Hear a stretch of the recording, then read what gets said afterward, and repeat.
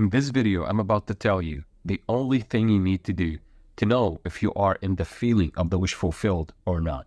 Today, we are reading The Power of Awareness by Neville Goddard, chapter 10, and it's called Creation. Creation is finished. Creativeness is only a deeper receptiveness for the entire contents of all time and space, while experienced in a time sequence, actually coexist in an infinite and eternal now. This is why when Nikola Tesla was asked about all his inventions, all he answered was, "This is only me being a receiver for all the information in the universe, because everything is here now. There is nothing that haven't been invented already, because everything is here and now." So he just matched the frequency of the thing that he was inventing. In other words, all that you ever have been or ever will be, in fact, all that mankind ever was or ever will be, exists now. Because remember, to the right brain perspective, everything is here and now. This is the real you, your higher self. To the left brain, we think in linear time, before and after. But to the subconscious realm, everything is here and now. Ancient civilizations did a lot of great job in inventing new things and a lot of advanced technologies because the center of perception was exactly in the middle between the left brain and the right brain. So they were actually like seeing beings or entities, and at the same time they were applying the logical thinking. So they were mixing the best of both worlds. This is what is meant by creation. And the statement that creation is finished means nothing is ever to be created. It's only to be manifested. This is why we talk about when you are wanting something, you already have it. And your failure to believe that it is yours is the only reason that you don't see it yet. What is called creativeness is only becoming aware of what already is. You simply become aware of increasing portions of that which already exists. So when you want something, you have it. But you have to believe that you have it to see it.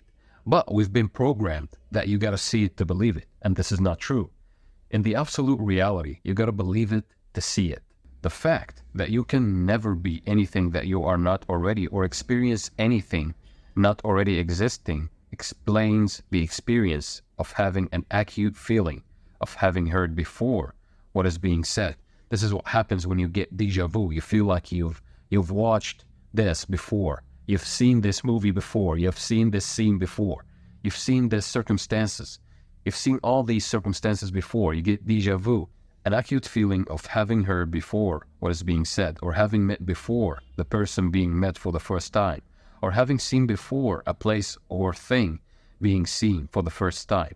The whole of creation exists within you, and it is your destiny to become increasingly aware of its infinite wonders and to experience ever greater and grander portions of it.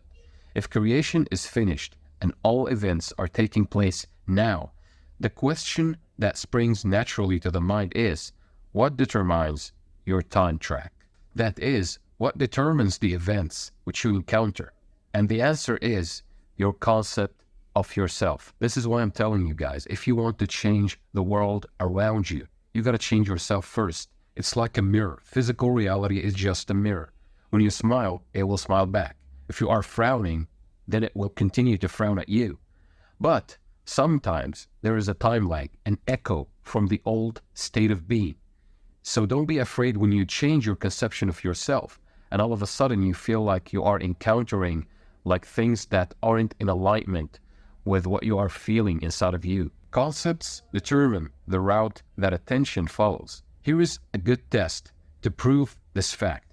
Here is the exercise that I'm talking about that will make you know if you are in the feeling of the wish fulfilled or not. Assume the feeling of your wish fulfilled and observe the route that your attention follows. You will observe that as long as you remain faithful to your assumption, so long will your attention be confronted with images clearly related to that assumption. So here all you have to do is observe. When you are in the state of the wish fulfilled, what are the images that are coming into your mind, in your imagination? Are they in alignment with the feeling of the wish fulfilled, or they are contradictory to it? They are limiting beliefs. They are doubts and fears.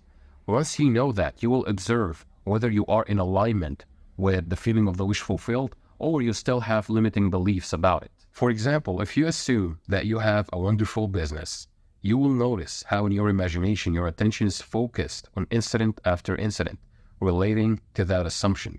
Friends congratulating you, tell you how lucky you are. Others are envious and critical. From there, your attention goes to larger offices, bigger bank balances, and many other similarly related events.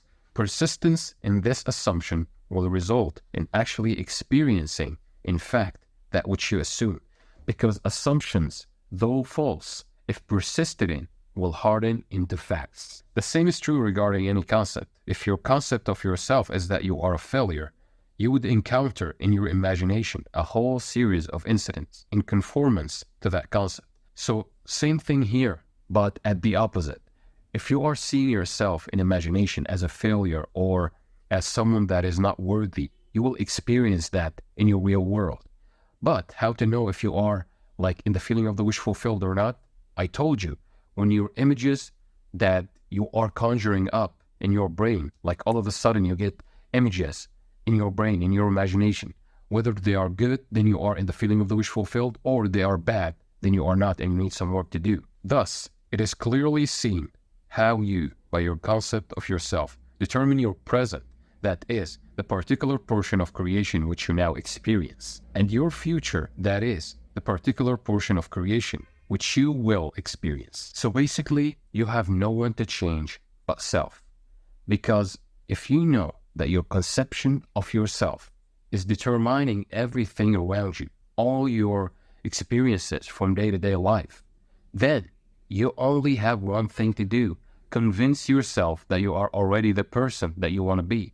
Convince yourself that you are that person that is having like $10 million, that is having a successful business, that's having a great physique, having a great relationship, whatever it might be. When you are in that feeling, you are actually attracting the circumstances, the people that will aid you to get into that state, that will aid you to get what you want, that will aid you to experience that in physical reality, because you experienced it in your imagination first. So if you stay in perseverance in that assumption, then it will harden into fact. That's it for today's video. I hope you enjoyed it. If you did, subscribe to the channel, like to reach more people, comment down below in the comments what do you want to see next, and until next time, I will see you soon.